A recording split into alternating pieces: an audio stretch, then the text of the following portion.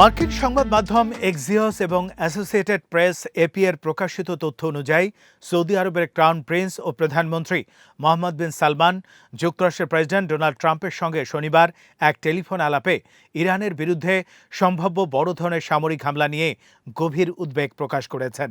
Axios এক মার্কিন কর্মকর্তার বরাত দিয়ে জানায়, ফোন আলাপে মোহাম্মদ বিন সালমান সম্ভাব্য সামরিক অভিযানের পরিকল্পনা সম্পর্কে স্পষ্ট ব্যাখ্যা জানাতে চান এবং এ ধরনের পদক্ষেপের পরিণতি নিয়ে উদ্বেগ প্রকাশ করেন।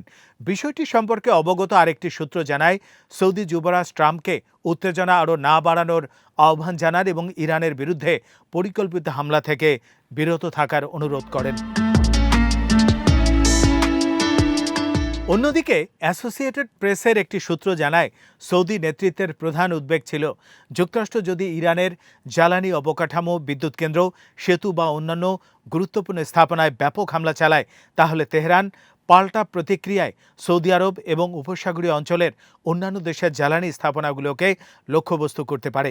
বিশ্লেষকদের মতে এমন পরিস্থিতি তৈরি হলে শুধু মধ্যপ্রাচ্যের নিরাপত্তাই নয়, বৈশ্বিক জ্বালানি সরবরাহ মারাত্মক ঝুঁকির মুখে পড়তে পারে।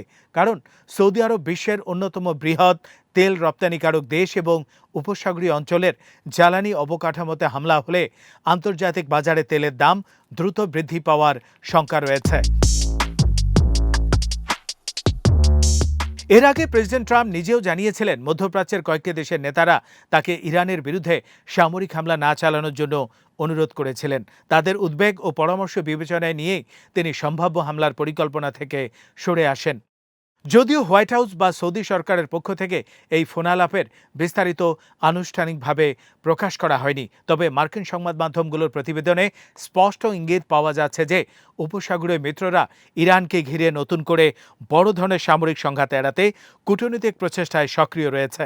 তাদের শঙ্কা, যুক্তরাষ্ট্র ইরান সংঘাত সরাসরি যুদ্ধের রূপ নিলে তার সবচেয়ে বড় নিরাপত্তা ও অর্থনৈতিক মূল্য দিতে হবে উপসাগরীয় দেশগুলোকে।